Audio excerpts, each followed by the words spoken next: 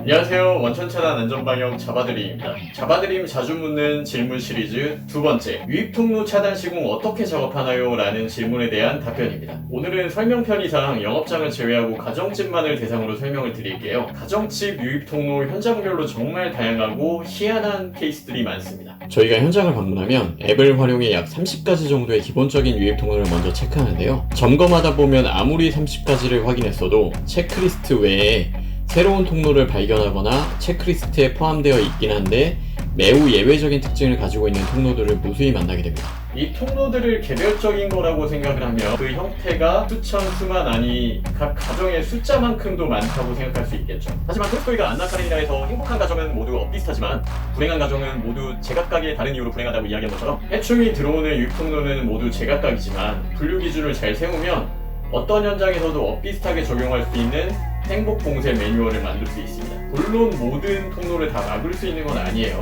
저희 손을 벗어난 대공사가 필요한 현장도 있습니다. 해충의 유입 통로를 구분하는 데 있어 가장 큰 기준은 물을 사용하는가 여부입니다. 물을 사용한다면 배수가 되어야 하고 배수가 되려면 외부와 연결되어 있어야 하기 때문이에요. 물을 사용하는 대표적인 유입 통로는 배수구와 우수관이 있고요. 물을 사용하지 않는 통로로는 환기구와 창문, 출입문 틈새 등이 있습니다. 그 밖에도 많은 종류의 통로들이 있지만 더 나열하진 않을게요. 각 유입 통로의 세부 분류 기준을 간단히 설명드려 볼까 하는데요. 추가적인 세부 분류가 필요한 이유는 각 분류에 따라 사용하는 도구와 작업 방식이 다르기 때문입니다. 모두 소개하긴 어렵고 몇 가지만 뽑아봤어요. 배수구 같은 경우 일단 너비가 다양해요. 배수구의 너비는 애설된 파이프의 지름별을 호칭으로 부르는데 가정에는 40, 50, 65, 75, 100 등의 호칭으로 부르는 다양한 사이즈의 배수구가 존재합니다. 구멍의 너비가 다르면 당연히 배수구 트랩이든 커버든 그에 맞는 사이즈의 도구를 사용해야 해요. 너비 외에도 PVC 파이프가 튀어나왔냐, 짧냐, 부러졌냐,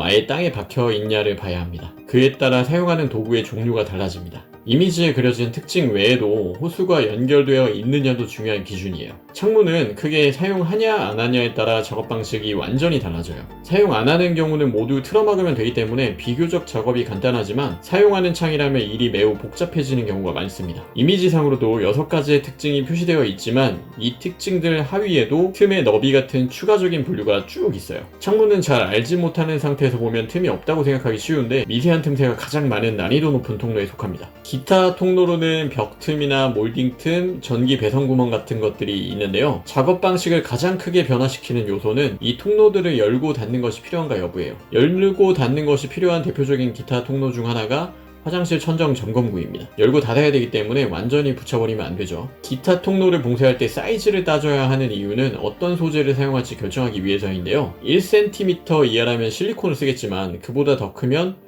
우레탄 폼을 쓰는 식이죠. 5cm 이상이라면 스펀지 같은 보강재가 필요할 수 있고요. 분류를 확인했으니까 실제 작업 영상을 보면서 작업별 특징과 주의사항을 한번 알아볼까요? 배수구는 물을 사용하는 곳이기 때문에 물이 빠지는 데는 지장이 없되 해충은 들어올 수 없도록 조치를 해야 합니다. 배수구는 연결된 파이프의 너비에 따라 사이즈가 달라지기 때문에 그 파이프 너비에 맞는 도구를 알맞게 사용해야 해요. 사이즈가 맞지 않는 도구를 사용하면 크던 작던 틈이 생기기 마련이고 그 틈의 크기에 걸맞는 해충은 언제나 존재하기 마련입니다. 창문 방충망의 위치를 반대로 잘못 사용하고 계신 경우가 정말 많아요. 이 부분을 바로잡은 후에야 본격적인 봉쇄 시공이 가능합니다.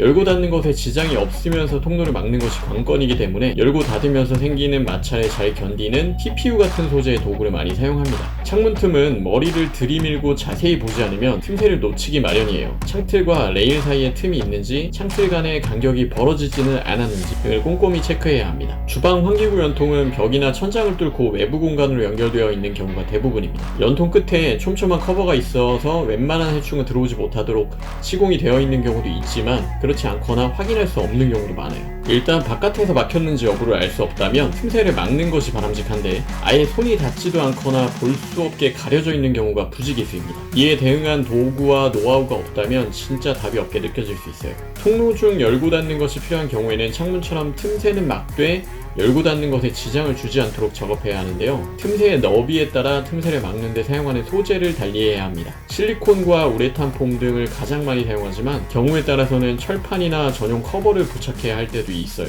단열 장치가 없는 보일러 연통 같은 곳에 사용할 때는 열에 견디는 소재를 써야 하고요. 잡아드림은 예를 들어 바퀴 퇴치 작업을 진행한다고 했을 때 유입통로 봉쇄 시공이 포함되어 있을 경우 총 2시간 작업을 한다면 100분, 그러니까 총 작업 시간의 80% 이상을 유입통로 차단 시공에 쏟습니다. 링컨이 나온 그랬는데 1시간을 주면 도끼날을 가는데 45분을 쓰겠다고 했던가요? 저희가 링컨보다 좀 심하네요. 누누이 이야기하지만 바깥에서 들어오는 큰 바퀴와 쥐, 집게벌레, 꼽등이, 진해, 그리마, 나방파리 등등은 유입통로 차단 시공 없이는 절대 완전히 박멸이 불가능합니다. 약품 처리만으로는 그냥 실내에 들어와 있는 것들을 없애는 수준이에요. 비를 계속 맞으면서 물기만 닦지 마시고 그 우산을 쓰셨으면 좋겠습니다. 감사합니다.